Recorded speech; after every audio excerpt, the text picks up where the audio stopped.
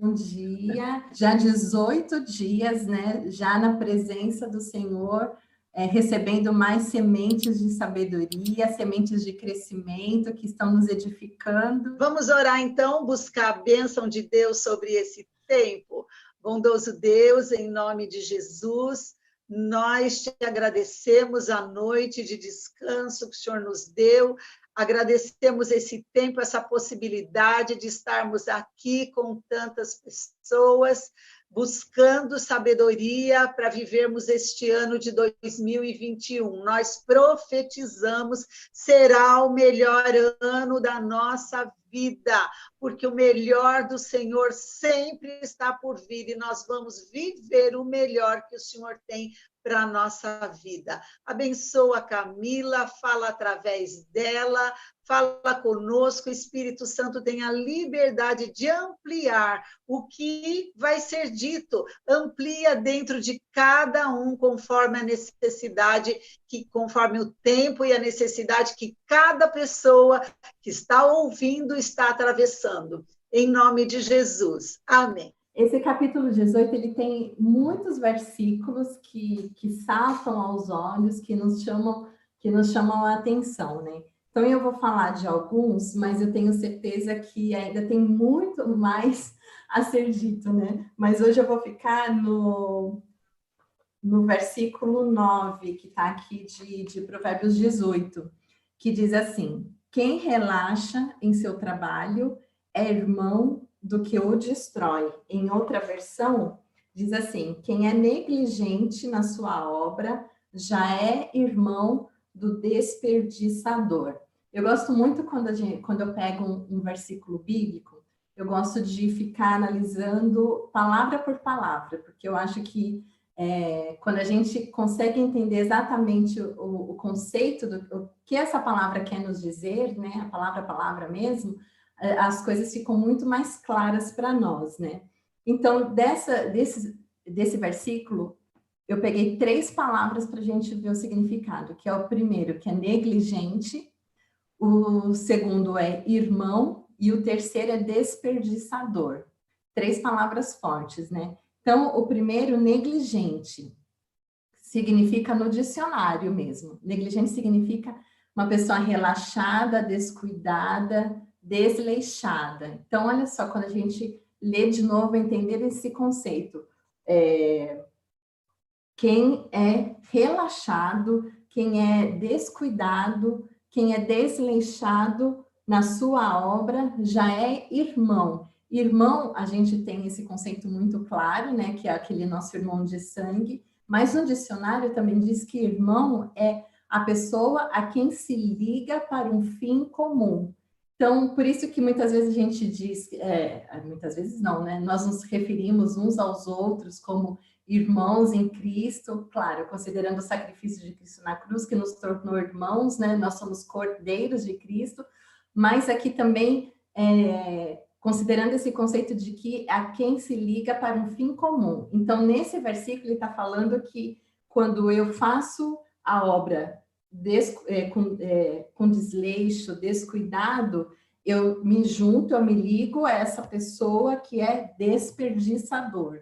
E desperdiçador, como é uma palavra muito comum que a gente sabe bem, né, que no dicionário significa que é um esbanjador, que é uma questão que é sem proveito, por exemplo, um tempo que é perdido, que é sem proveito, também é um gastador, é uma pessoa que gasta sem limites, né? Então, olha quantos conceitos interessantes que a gente aprende quando a gente começa a analisar palavra por palavra, né? E eu pensando nesse versículo, na hora que eu estava lendo, a primeira coisa que me veio à mente foi a parábola dos talentos. É uma parábola assim que eu acho que quem convive comigo, os irmãos do GD, já devem ter me ouvido falar dela muitas vezes, porque é uma das passagens de Jesus assim que me toca muito, assim. Eu tenho muito temor quando eu era criança, adolescente, quando eu realmente consegui entender o que era essa parábola, isso fica gravado e eu sempre fico falando dela e repetindo para mim, repetindo para quem eu possa falar, né? Que é a parábola dos talentos que está lá em Mateus 25, dos versículos 14 até o 30. A gente não vai ler porque é uma passagem longa, mas eu vou contar rapidamente a história.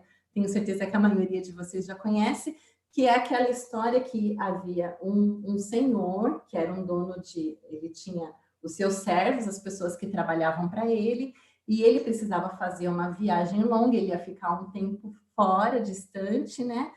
E um longo tempo, e ele chamou 3 dos seus servos. Então, a gente imagina que eram as 3 pessoas que ele tinha mais confiança, né? Então, para um, ele deu 5 talentos, para outro, ele deu 2, e para o terceiro, ele deu 1 talento.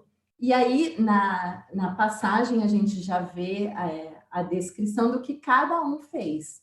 Então, o que tinha 5 foi lá, multiplicou. Ele trabalhou esses 5 talentos e ele dobrou, né? Ele multiplicou esse valor. A mesma coisa, o que tinha 2 também foi lá, trabalhou, então ele multiplicou. E aí na Bíblia fala que o que tinha 1, ele foi lá e enterrou. Ele não quis ter nenhum esforço em relação a esse talento, né? Então ele foi lá e enterrou, não perdeu, né? Ou seja, ele não, digamos assim, não desperdiçou, mas ele enterrou, ele achou melhor não trabalhar e ficar tranquilo até o senhor voltar, né? E aí esse senhor um dia voltou e foi lá e perguntou o que cada um havia feito.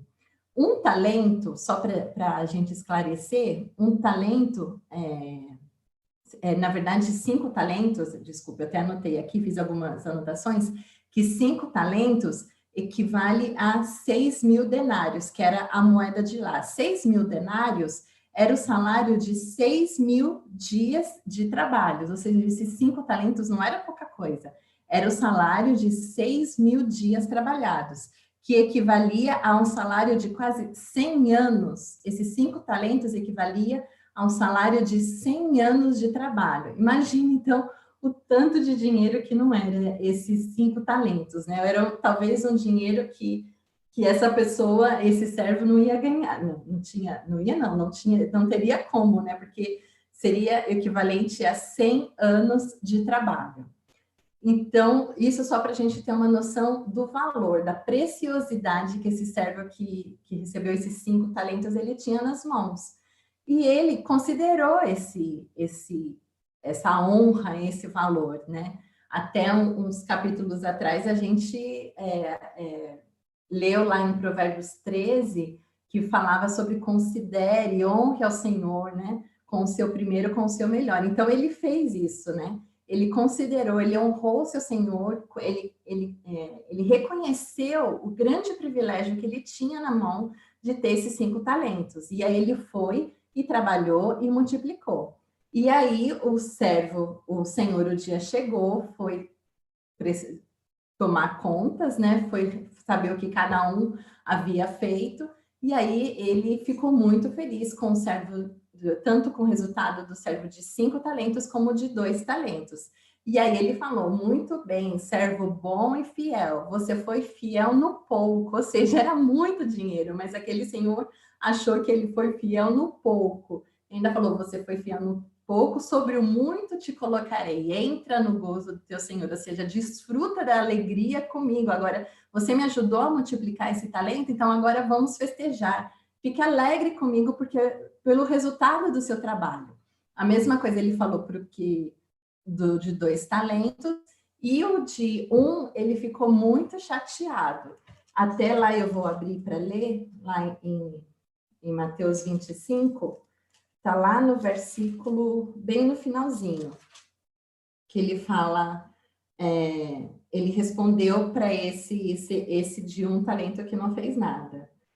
Servo mau e negligente, você sabia que eu ceifo onde não semeio e ajunto onde não espalho. Cumpria, portanto, que entregasses o meu dinheiro aos banqueiros, e eu, ao voltar, receberia com juros o que é meu. Tirai-lhe, pois, o talento e dai-o ao que tem 10, porque a todo o que tem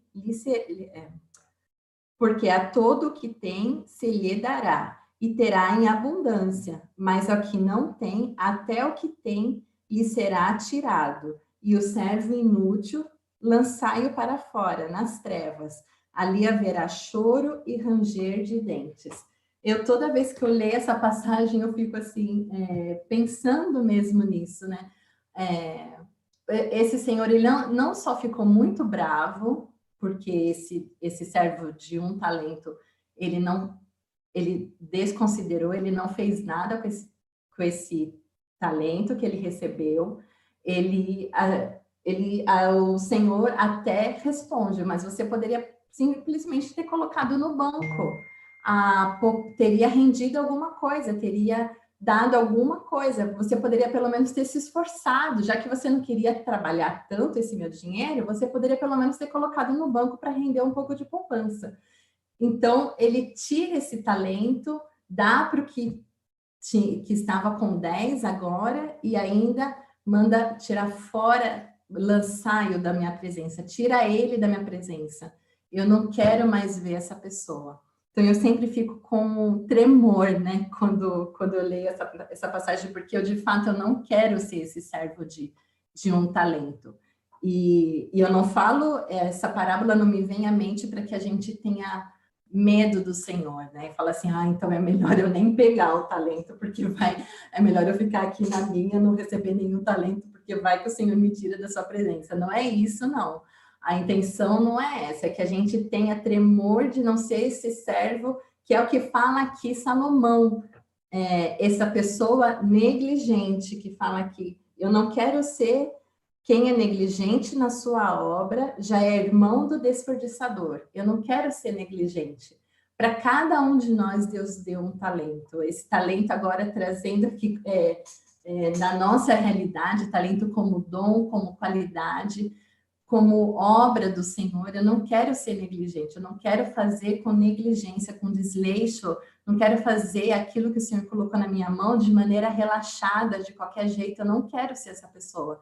Eu quero ser essa pessoa que multiplica, porque cada vez que a gente faz, Deus vai nos dando graça e conhecimento, e aí a gente vai melhorando cada vez mais, né?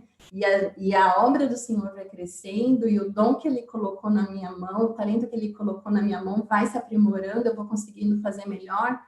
E isso a gente não precisa contextualizar só na nossa realidade de igreja, só na nossa realidade de obra do Senhor, mas tudo que o Senhor coloca na nossa mão. Eu li um post da irmã E desses dias, ela falando dos seus bolos, deixa eu tomar uma água, que é um talento que ela recebeu de Deus e que ninguém tira isso dela. E realmente, mãe, eu tenho certeza que quando olho os seus bolos, quando começou a sua trajetória e olho o bolo que a senhora fez para mim no meu aniversário semana passada, é maravilhoso, porque esse dom, ele está crescendo cada vez mais. Talvez Deus te deu um talento de pintar. Para mim, eu tenho facilidade de fazer crochê, tenho facilidade de coisas de tricô, bordado, tenho essa facilidade. Mas eu preciso praticar para ficar cada vez melhor. E assim, Deus deu para cada um, para cozinhar, para costurar, ou para ser uma boa profissional no seu trabalho, uma boa executiva, uma mulher de negócios e que vai multiplicar esse negócio, vai fazer ele crescer cada vez mais. Enfim, a gente pode aplicar esse conceito de sabedoria em todas as áreas da nossa vida. O importante é que nós não sejamos negligentes com isso, que a gente não trate isso, que a gente reconheça, eu sou quem Deus diz que eu sou. Então, eu reconheço todos os meus talentos e eu multiplico, né? Eu fico até emocionada. Mas então, e aí eu queria uma frase também que eu ouvi esses dias quando eu estava estudando essa palavra, essa passagem, que fala assim: a motivação, quando não vem acompanhada de ação, é um desperdício. Então, às vezes eu tenho até, o que seria essa motivação, né? É aquela vontade, eu quero fazer isso, por exemplo, eu vejo uma peça de crochê, eu falo assim, nossa, que coisa mais linda, eu quero fazer isso, então eu fico com aquela animação, né? Mas eu não posso ficar só na motivação. Essa minha motivação, ela tem que gerar uma ação, porque se ela não gerar uma ação, ela vai se tornar um desperdício. E aí eu volto nesse conceito aqui de provérbios, que aí eu vou dar as mãos, eu vou ser mão para o desperdiçador, que é isso que a gente não quer. É isso que a gente vai tirar da nossa vida. Eu quero dar as mãos para as pessoas que andem junto comigo, que me levantem, que me ajudem a andar para frente. Não quero dar as minhas mãos para o desperdiçador, para o gastador, para aquele que perde o seu tempo, não. Eu quero distância desse tipo de pessoas e também não quero ser esse tipo de pessoa. Então, eu preciso dessa ação. E como gerar esta ação?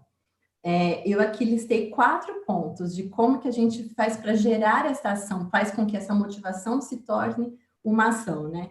Que o primeiro passo é o impulso. Impulso não no sentido negativo, que eu acho que a publicidade, eu sou dessa área, eu acho que a publicidade, ela trouxe uma conotação negativa para a palavra impulso, porque a publicidade nos faz isso, né? Ela cria necessidade onde não tem. Isso pode ser positivo e é negativo.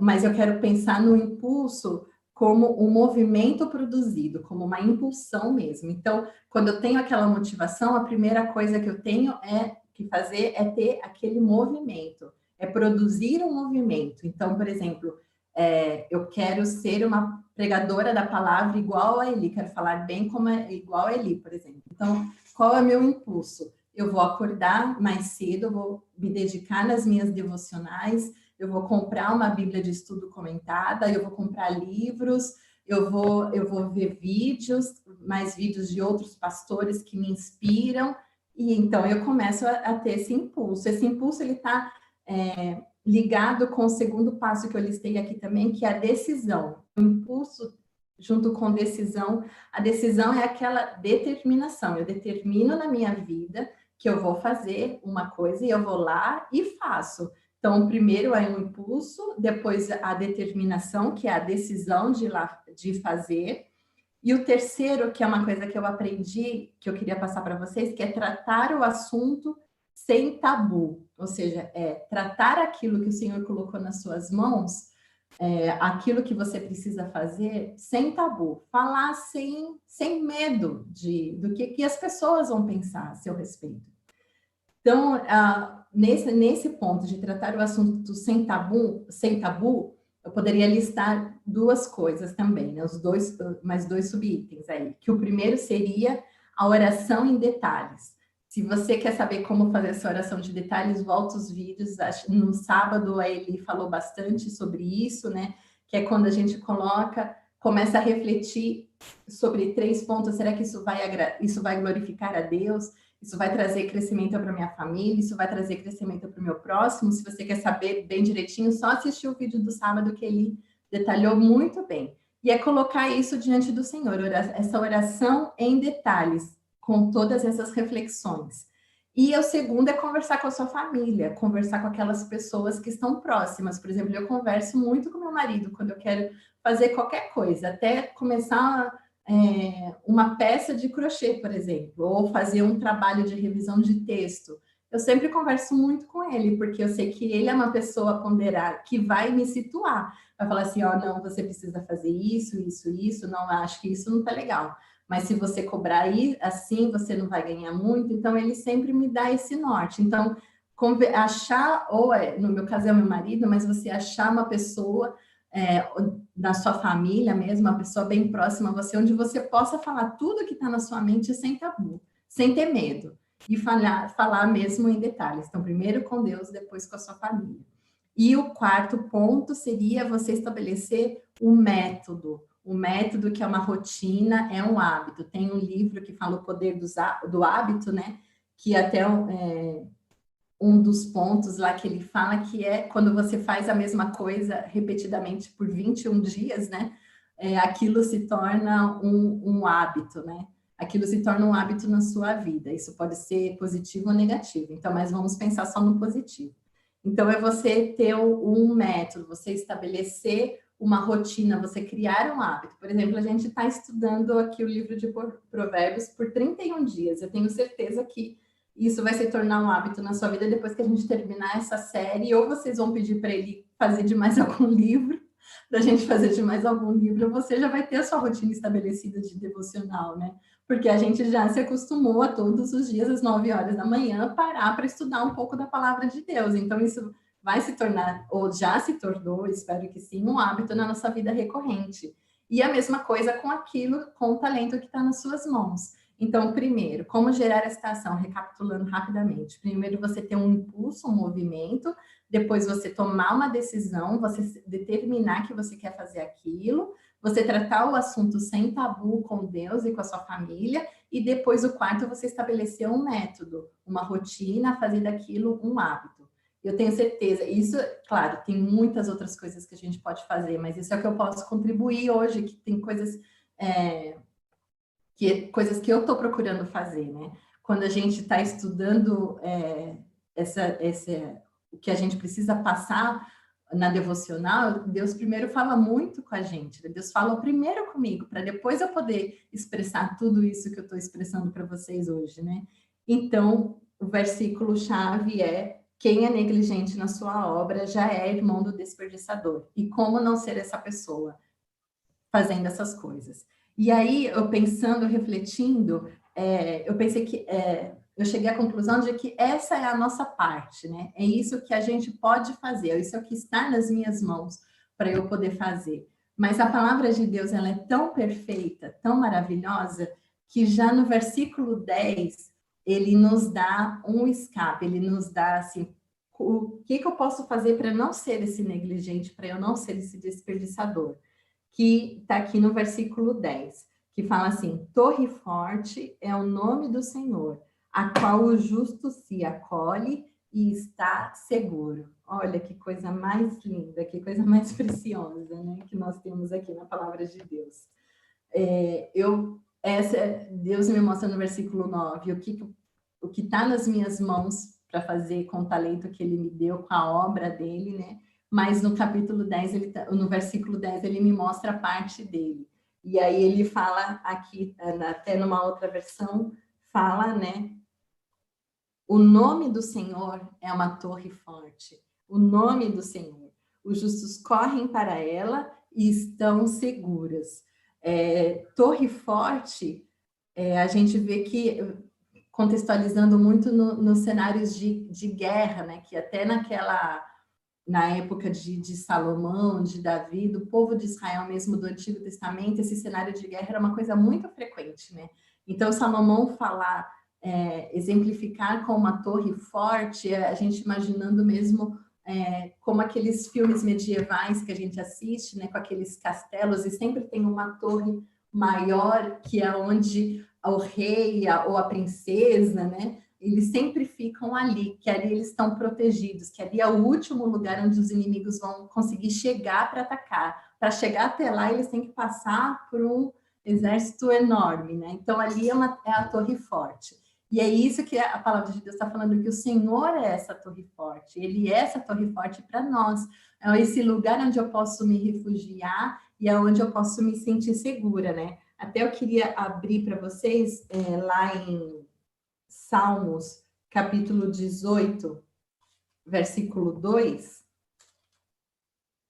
que fala assim: o Senhor, que é outro também versículo que complementa esse, o Senhor é a minha rocha, a minha fortaleza e o meu libertador.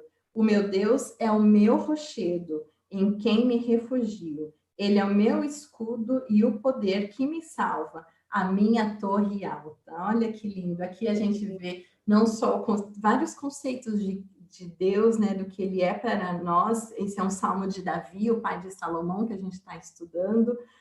E aqui ele está falando que o Senhor é a minha rocha, né? Rocha, no Antigo Testamento, principalmente aqui nos Salmos, a rocha é símbolo da estabilidade e da firmeza de Deus. Da estabilidade e da firmeza de Deus. A gente serve a esse Deus que nos dá essa estabilidade. Não só ele é estável, ele é firme, mas ele também me dá essa estabilidade, essa firmeza quando eu descanso nele. E a gente pode aplicar esse versículo não só nesse conceito que eu trouxe para a gente hoje de trabalhar aquilo que Deus coloca nas nossas mãos, mas a gente consegue aplicar ele em qualquer situação da nossa vida, né? Numa situação de uma notícia ruim, numa situação de aflição, a gente consegue aplicar esse versículo, né? O Senhor é minha rocha, o Senhor é minha torre forte. Mas outra coisa que me salta aos olhos também nesse versículo é a questão do nome do Senhor, que ele fala que o nome do Senhor é uma torre forte. Então, o nome do Senhor, chame por ele. Se você não está sentindo que essa firmeza, essa estabilidade que fala aqui nos Salmos, então, mas você pode chamar por ele, chame por Deus, chame por ele, que ele vai estar ao seu lado, ele vai suprir, ele vai te dar essa paz que você precisa, essa estabilidade, vai te dar essa segurança que você precisa, que ele fornece, que ele é a torre forte, né? Aí eu até separei aqui até alguns nomes de Deus que estão citados na Bíblia em diversas ocasiões, né? Que nomes que a gente pode chamar no momento de angústia, né? Que o primeiro é Jeová Jiré, que é o Deus que provê, Deus proverá. Então, se você estiver numa situação que você precisa de provisão, é só chamar essa torre forte, Jeová Jiré, vem me socorrer. O outro, Jeová Nissi, que o Senhor é a minha bandeira, o Senhor é quem guerreia por mim, ele é quem briga por mim. Então, se eu estou numa guerra, eu posso chamar por Jeová Nissi, que ele vai vir guerrear por mim. O outro é Jeová Shalom, meu príncipe de paz. O Senhor é a paz, o Senhor é que dá aquela paz que excede todo entendimento. Então, se você precisa de paz essa manhã, chame pelo Jeová Shalom, que ele vai aí te socorrer. Outro, Jeová Rafá, que é o Senhor cura. Se você está precisando de cura física, emocional, nesse momento de pandemia, né? Ontem ali até nos mandou uma mensagem falando, nos para que a gente continue clamando a Deus, suplicando a Deus para nos livrar dessa pandemia. Então, é hora da gente clamar pelo Jeová Rafá. Ontem a gente teve uma excelente notícia das vacinas, então acho que Deus já está dando essa provisão também, mas a gente ainda precisa continuar clamando, porque ainda é um caminho que Deus precisa nos socorrer. Então, o Senhor cura, Jeová Rafá. Então, olha, e muitos outros nomes que eu poderia aqui estar citando que a Bíblia fala, mas esses são alguns exemplos, né, de nomes que a gente pode clamar para o Senhor. Então, esses dois versículos são os que mais assim me saltaram quando eu estava estudando aqui no capítulo 18. Ainda tem outros que aí depois você ir na sua casa, você pode ler, que é o 13, que fala: quem responde antes de ouvir comete insensatez e passa vergonha, ou seja, que ele fala sobre a humildade de ouvir, sobre você ter o seu ouvido disponível, ouvir primeiro aquilo que a pessoa fala para depois você responder. Não tem só a ver com discussão. Às vezes a gente lê um versículo desse e pensa assim, quem responde antes de ouvir parece que são duas pessoas discutindo. Mas não tem só a ver com isso, tem a ver com você aprender a ouvir o seu próximo, para você ouvir o que ele tem a dizer e não responder precipitadamente, não passar vergonha, né? Outro versículo, o 22, que fala que encontra uma esposa, encontra algo excelente, recebeu uma bênção do Senhor. E o 24 também, que é outro precioso, que fala: quem tem muitos amigos pode chegar à ruína, mas existe amigo mais apegado que um irmão. Ontem a Eli falou muito para nós sobre esse versículo, né? Até se você não viu a ministração de ontem, assista, porque foi realmente preciosa. Mas eu só queria pegar a primeira parte desse versículo, né, que fala: quem tem muitos amigos pode chegar à ruína. E eu entendo essa palavra aqui, não ela falando assim, não somente assim que você não tenha muitos colegas, digamos assim, né? Porque amigos mesmo, realmente a gente tem pouquíssimos, né? Aquela premissa de que a gente pode contar nos dedos da nossa mão é muito real. Mas às vezes a gente está cercado de muitas pessoas.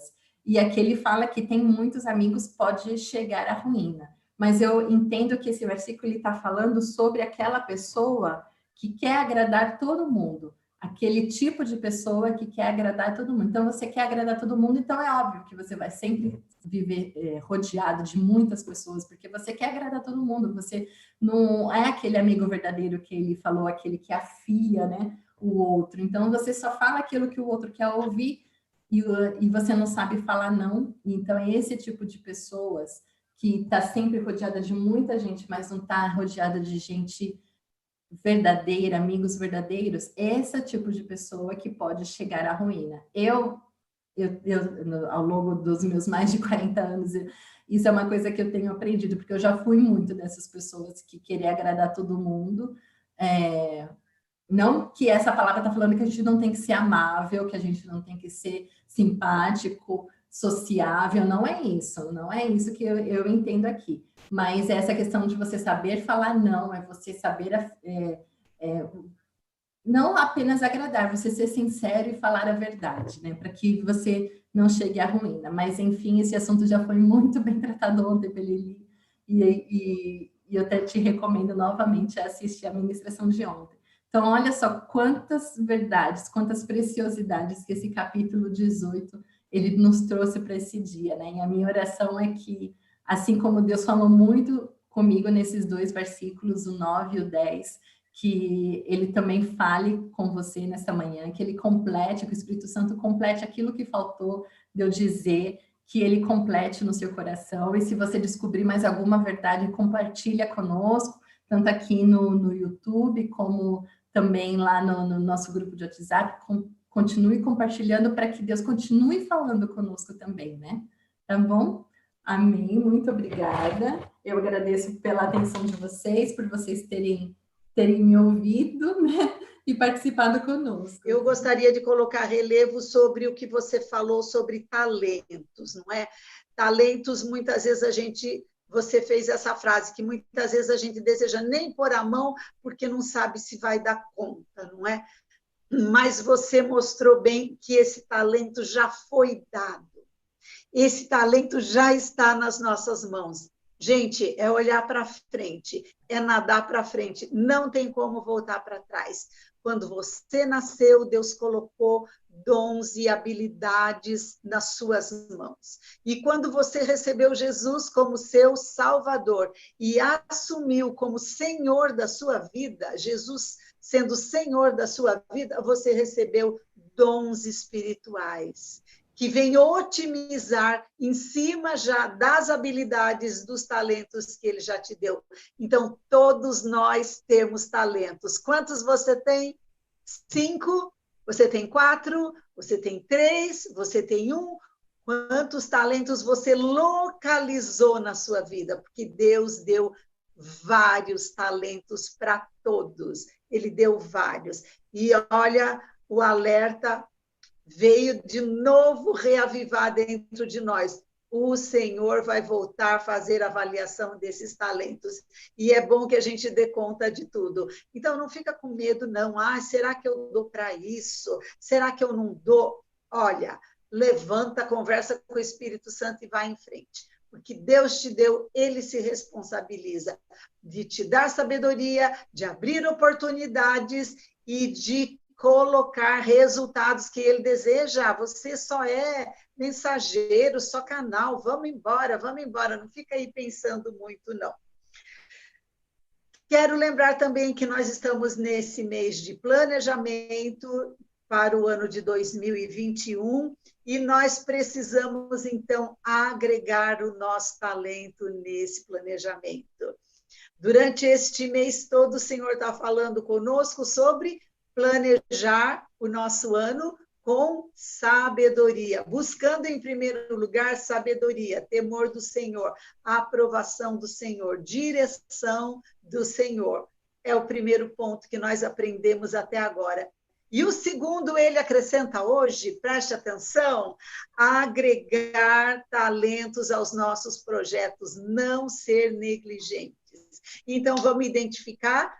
Vejo a Camila com multitalentos. A Camila já mencionou que ela faz revisão de livros antes da edição e que ela pede a direção de Deus, ela pede a opinião de quem está ao lado, pede a opinião do seu esposo.